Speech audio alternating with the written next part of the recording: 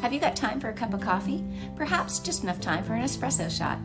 I'm Jacqueline Millay, the host of the Chalk.n.coffee podcast, and this is our research-based video series, Espresso Shots. Here, we provide English as an additional language teaching help in 5 minutes or less. Given that this is our first episode, it seems appropriate that today's focus is on the welcome. What's the expert opinion on this topic? Well, let's dive in. The start of a class sets the tone for the entire session.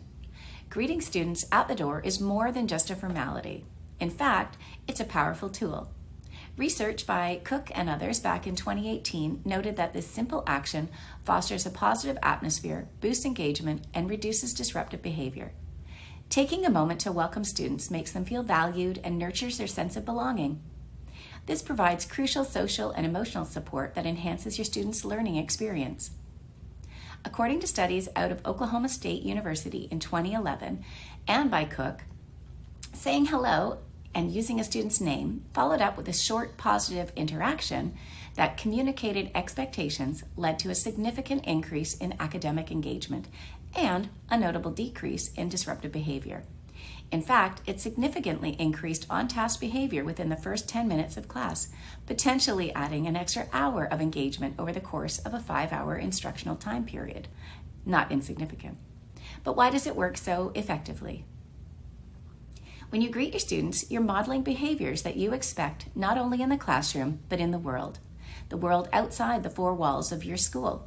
It also allows you to react if a student seems a bit off, or if they appear to have something on their mind, or if something's not going right for them.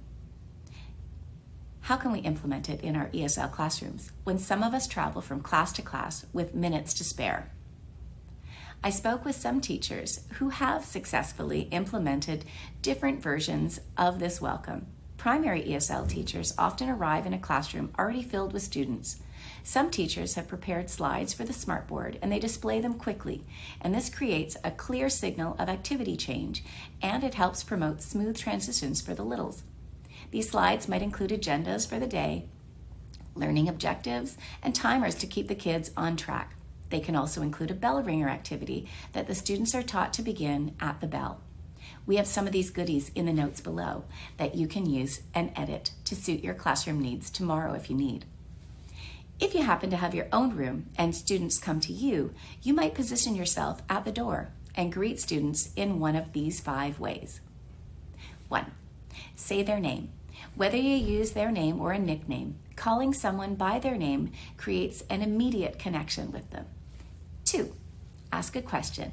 Begin with a simple "How are you today?" And as you create more connections with your students, you can make the questions of a more personal nature. 3. Make a request or give an instruction. Give your students a sense of purpose by giving them tasks as they or you enter the room. It could be as simple as getting ready for the bell ringer or to place the desks in groups of 4. 4. Offer students a high five or a special handshake, or sometimes just a nod is enough.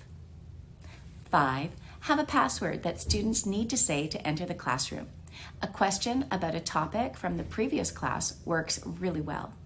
Kids who don't know the answer can kind of hang back and listen to their peers and then successfully answer the question. To support our learners, you might want to post sample greetings outside the classroom door so that they can reference it as they arrive. That little goodie, it can also be found in our program notes below. What actionable steps can we take? Action-oriented thinking made the goal of fostering a welcoming environment feel not only attainable for me, but also empowering. While we may be all at different stages in our teaching growth journeys, we can continuously strive to improve. I do this by using Post-it notes in my agenda. I participated in a training for effective teaching practices a little while ago, and after the observation, received valuable feedback. I needed to make that feedback actionable and not forget it. I wrote down my teaching adjustments on Post-it notes and put them in my agenda to remind me daily of my own teaching practice objectives.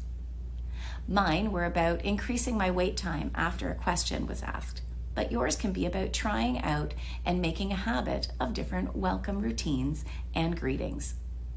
These little post-it notes keep changes small and manageable. If you check out the links in the program notes, you will find an editable post-it note printable to help you out and stick in your agenda.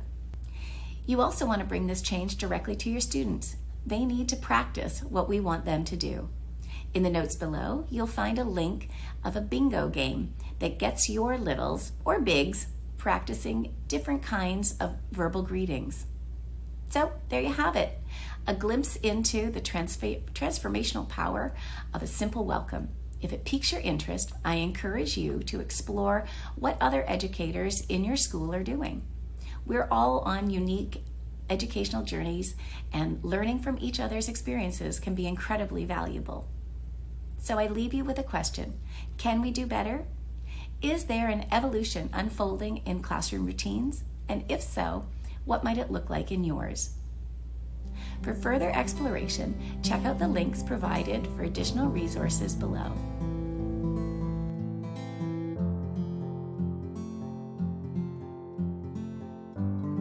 I look forward to our next coffee break. In the meantime, teach with all your heart and a little coffee.